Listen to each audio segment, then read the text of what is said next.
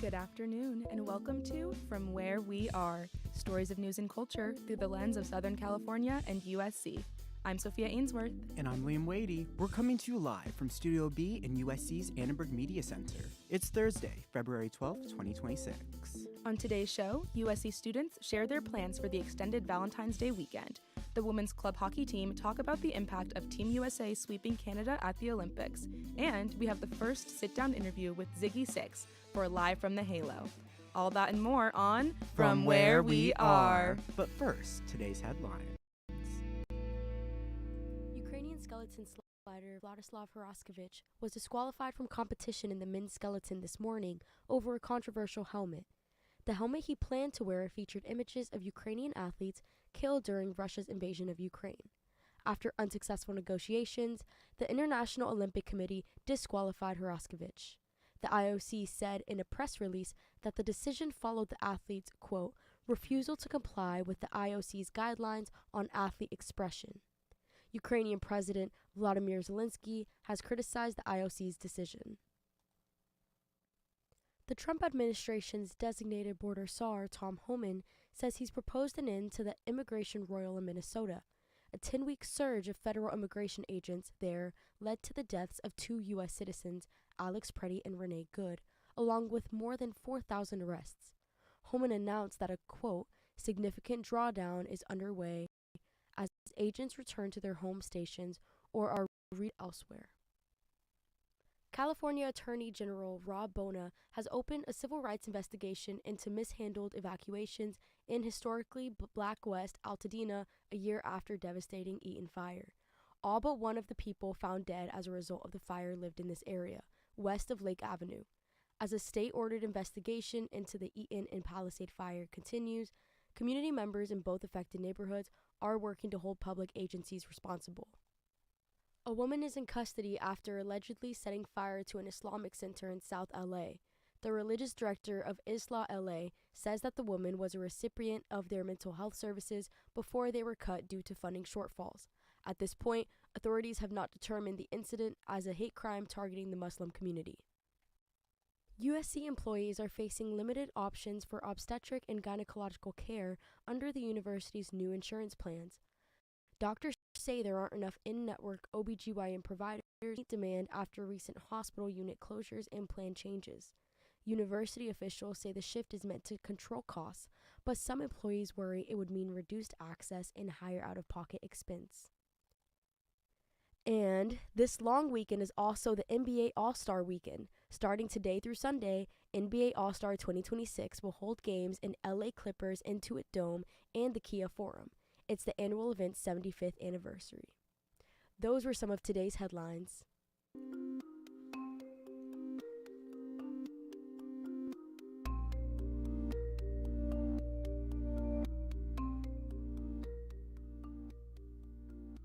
After the Trump administration cut $600 million worth of grants that would have helped survey HIV and prevent STDs, the future for public health care is up in the air.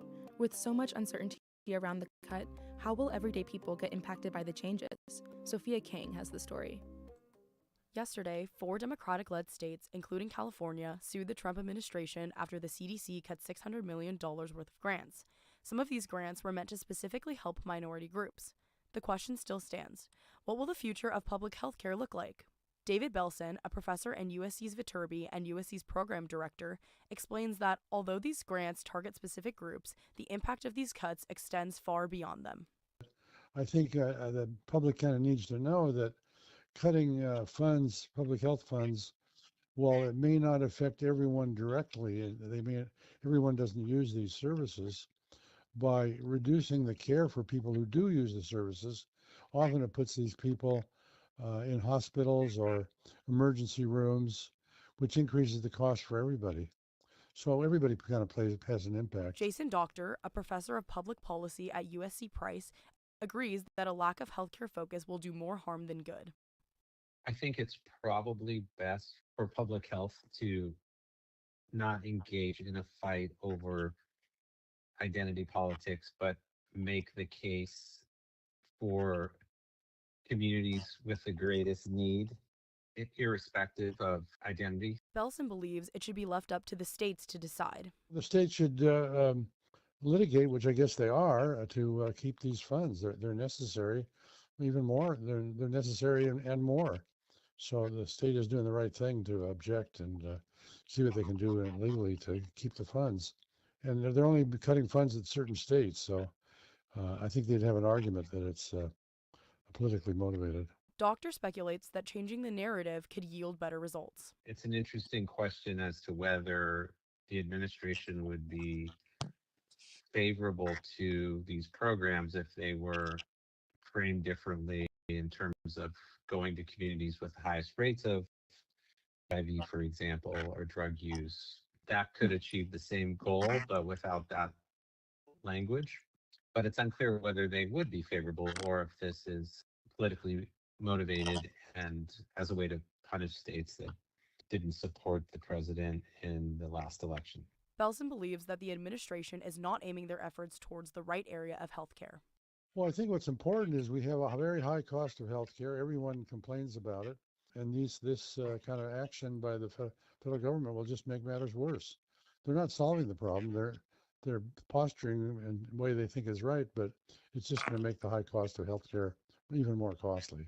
With healthcare costs at an all-time high and increasing conflicting views, the future of public health in America seems more uncertain than ever. For Annenberg Media, I'm Sophia Kang. Monday, Tuesday, Wednesday, Thursday, Friday, Saturday, Sunday. Monday, Tuesday, Wednesday, Thursday, Friday, 7 days a week, every hour. Reading and watching the news can sometimes feel overwhelming. Whether it's updates on immigration enforcement, the Epstein files, local legislation, or executive orders, negative headlines can be exhausting and stressful. We talk to students and professors on campus about how they deal with political fatigue. Kendall Foster has the story. 24/7 news cycles and round-the-clock social media feeds can ruin the peacefulness of your daily life. Ashley Jorge is a freshman majoring in psychology, so she should know a little something about how the mind works. And she does. She's worried about her mom getting news fatigue. But I'm always telling her to not really pay attention to it because obviously it's good, but I feel like it just does a lot of damage, obviously, but there's a lot of things that are going on right now in the world. So much, in fact, that her mom has strong reactions when she sees the latest news. She usually starts having some type of anxiety, and she always starts to feel overwhelmed. She feels like there's nothing else going on in the world but that, and I feel like she just focuses on that so much that she just forgets about other things that she usually does or attends. Unfortunately, it's easy to get lost in the news, but some students look at the positives of being informed. Tanzil Hussein is a sophomore majoring in AI for business. She says she counts on her morning news digest. It's really important to stay up to date and informed about what's going on so you know, number one, where your stance is on everything that's going on in the world, and then also to help inform yourself of future events or the role that you might play in those future events. That's how she starts her day, with the morning digest. But, not wanting to overdo it, for the rest of the day, she carefully rations her news consumption, not checking the news all day long. It's very easy to just go on these platforms and not necessarily think of your emotions in the moment or think of your mental health in the moment. I feel like it's very easy for us to be desensitized, especially in this day and age after media has existed for so long, to just read things and not really feel anything about it. Wherever and whenever you get your news, be sure to check in every now and then on yourself and on your mental health. It might just be the time to take a little break and a deep breath and remember what's really important. For Annenberg Media, I'm Kendall Foster.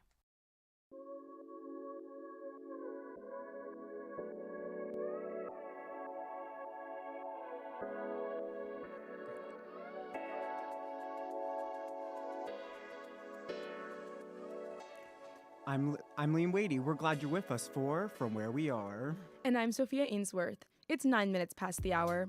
Coming up, USC's club team for women's hockey reacts to Team USA's sweep at the Winter Olympics. Trojans share their Valentine's Day plans for the long weekend, and ZIGGY SIXX joins us for a sit-down interview with her live from the Halo performance. Stay with us.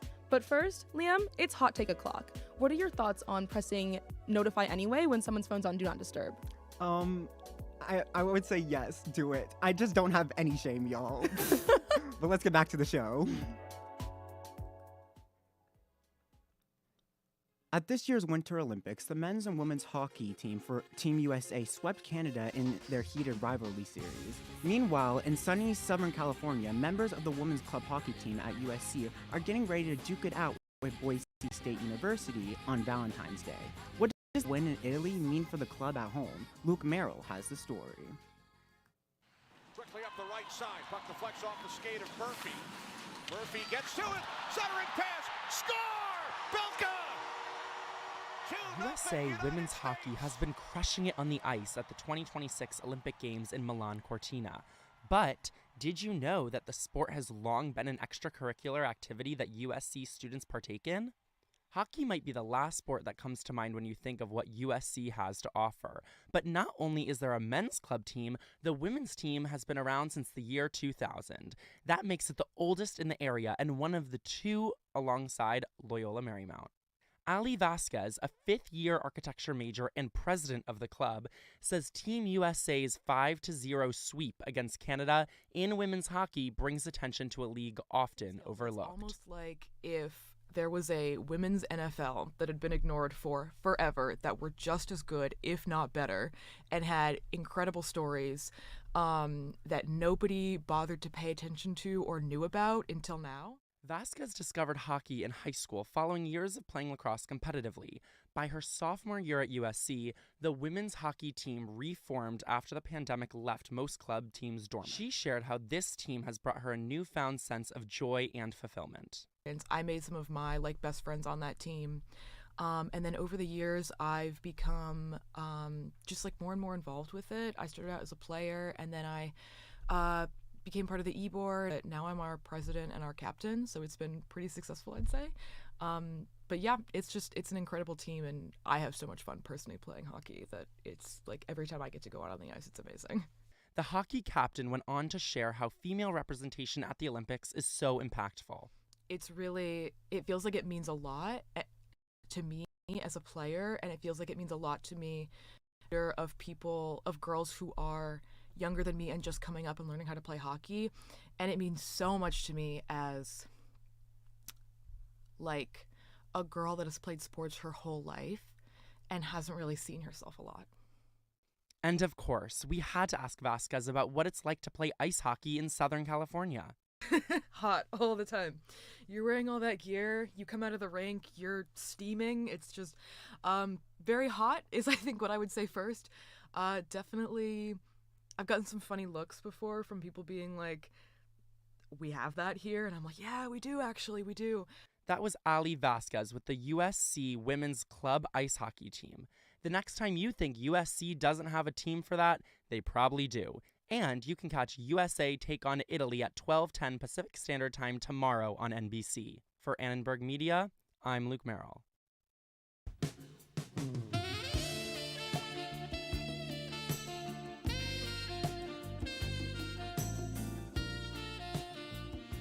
With President's Day on Monday, there's a lot more room for bigger plans this Valentine's Day weekend.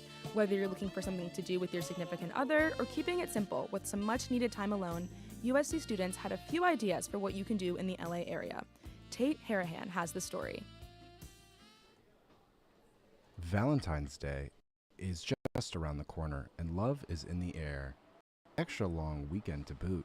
Many USC students have differing plans on how to spend their Valentine's Day weekend. Some couples are taking full advantage of the generous calendar with more room for extended trips. This Valentine's weekend, I'm going to go to Catalina with my boyfriend. That's Bethany Klaus, a junior business administration major. The couple are using the extra day to spend more time together than they would have on a normal weekend. I think we're going to do a picnic, and then I think he has a surprise planned.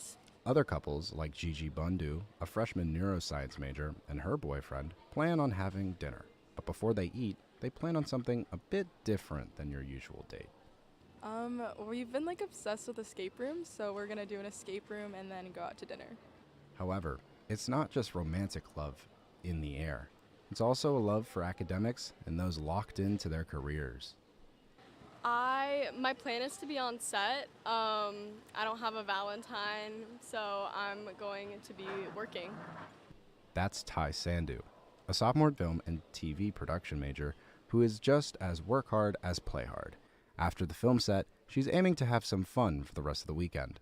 On Friday, my plan is to go to KXSC, and then maybe hop over to some frats, and then Saturday, Sunday, I don't know, I'll probably go to my sorority. And of course, there's nothing like spending Valentine's Day with one of your good friends. Freshman economics major Carolina Goldenberg is going to spend the long weekend with her good friend, touring locations like the Santa Monica Pier and museums.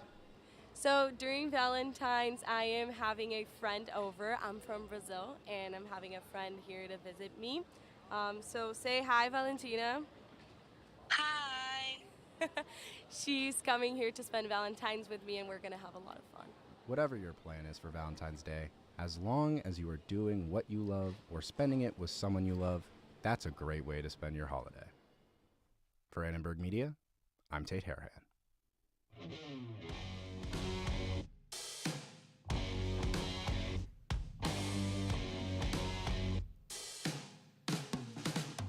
For our first Live from the Halo interview of 2026, please put your hands up for the tremendously talented ZIGGY SIXX, a singer-songwriter from right here in LA. Welcome to the show, Ziggy. Hello, thank you for having me. Yes, we're so excited to have you here today. So can you tell us a bit about your music background, specifically your music background in rock and roll? Okay, let's see. I started playing guitar when I was about 11. I've been singing my whole life, and I don't know, I feel like I always knew I wanted to be some sort of a performer.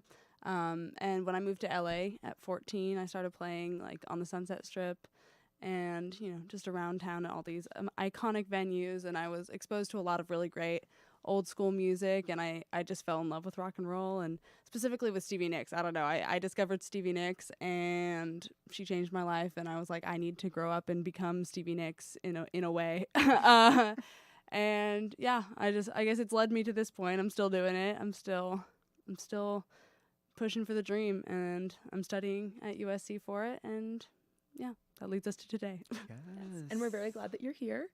Can you tell me where your stage name came from? I'm really wondering, where did the Six come from, and especially the two X's? Oh yes. Well, you know, anyone who listens to rock and roll knows the Motley Crue bassist Nikki Sixx. And he just has a really great name, and it looked good next to Ziggy. So that is literally as simple as that. I was going through a lot of names, and we got to the point where we were just like pulled up a rock and roll name generator, and then we just like put them all together, and that one looked good. And I don't know, I feel like I identify with it a lot. Yeah. The rock and roll generator is so our generation. Yeah. But speaking of our generation, currently, like, rock music isn't the most mainstream at the moment. Like, it's not topping the Billboard charts. As somebody who wants to be a rock musician, how do you want to expand or reinvent the genre as you pursue your career? That's a really good question. I think, well, one of my favorite artists at the moment is Greta Van Fleet. They're awesome. They get a lot of hate for, you know, being Led Zeppelin wannabes, but I don't know. I feel like it's better to be compared to Led Zeppelin than certain other artists. And so I feel like seeing them play arenas in 2025 and have such a loyal fan base of young people, and also different generations from all backgrounds, I think it really has shown that there is a place for rock music in today's, you know, music landscape. And like, I feel like them specifically coming to fame has helped the genre grow a lot. And I know that, like, I've been to a lot of local bands or small band who tour. I've been to their shows, and I see a lot of the same people who go to the Greta Van Fleet shows, and they just are so supportive of small musicians. And I think there's for rock and roll to grow. I love that. Yeah, definitely. Rock is also a genre dominated by men. So as an up-and-coming artist, how are you handling the pressure of being a woman musician? That's also a really good question. I don't know. I feel like I do everything in my music with my mom from day one. Especially in the modern era where like digital media has really like taken over the music landscape. You just got to do everything as an independent artist, and we work together on everything. And for a while, like while I was a child, she definitely like sheltered me from a lot of the like predatory men who are out there like looking to like get a buck off of, a promising young woman. And I don't know, now I feel like we're just like very much like, there's lots of people who think that they can tell us what to do, and that they know what's best for my music. And it's just like, we've been in the game for as long, way longer than a lot of them have. And I don't know, I think it's just a matter of being true to myself and, staying true to like the art and not letting people push me around. Yeah, I feel like that's what rock and roll is really all about, right? Mm-hmm. Yup, Yeah. That's what it's all about. So, to get into the music, could you tell us a bit about your song called Cleopatra? Why are we calling Ooh. Cleopatra? Okay, Called Cleopatra is, I don't know, I feel like the situationship is kind of a phenomena of our generation.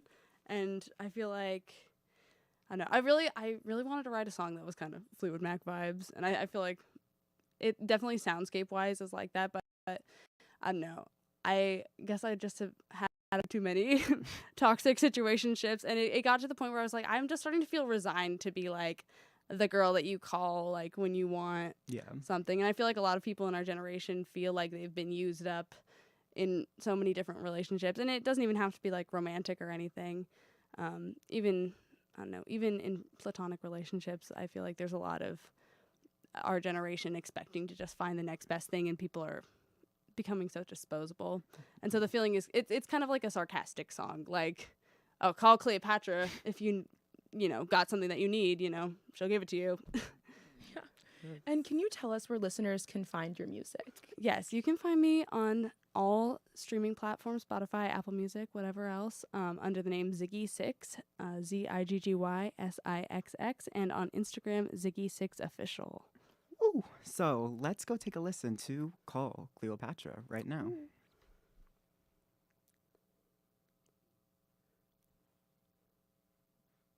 I'm personally super excited. I got a little glimpse of a listen earlier, a little blip, and I cannot wait. I'm excited too. Yes. I have never heard it on the radio before. This is my first radio interview, so Wow, that's so exciting. I'm very excited. Awesome. And this is such a nice studio. Yes. It feels very official. I feel like a Hold common on. question.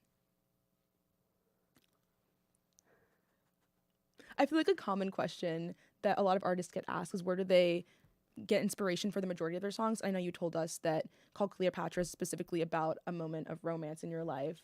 For the majority of your songs, usually, is that the same? I feel like honestly, romance is like one of my smaller influences. I like writing a lot about different world issues, and I don't know. I feel like I try to like make every song either like a banger for a night out, anthem, so. Amazing. Let's listen to this anthem right now.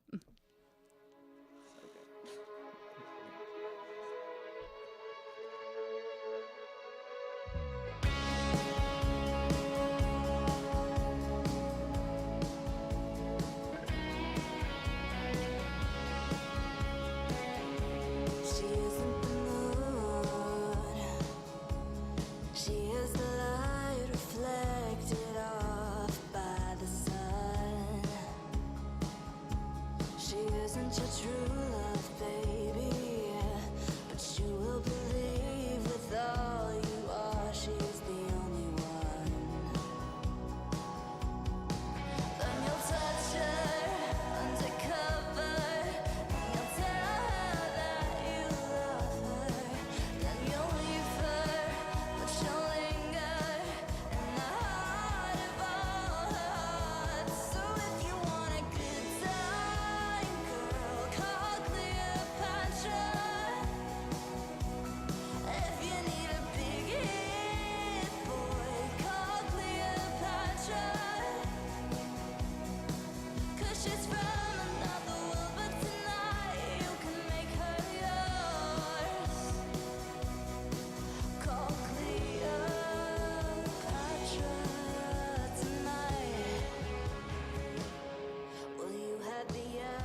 And that's all we have for today's episode of From Where We Are. Daishlyn Satcher executive produced today's show. David Sosa and Carla Cruz produced today's show.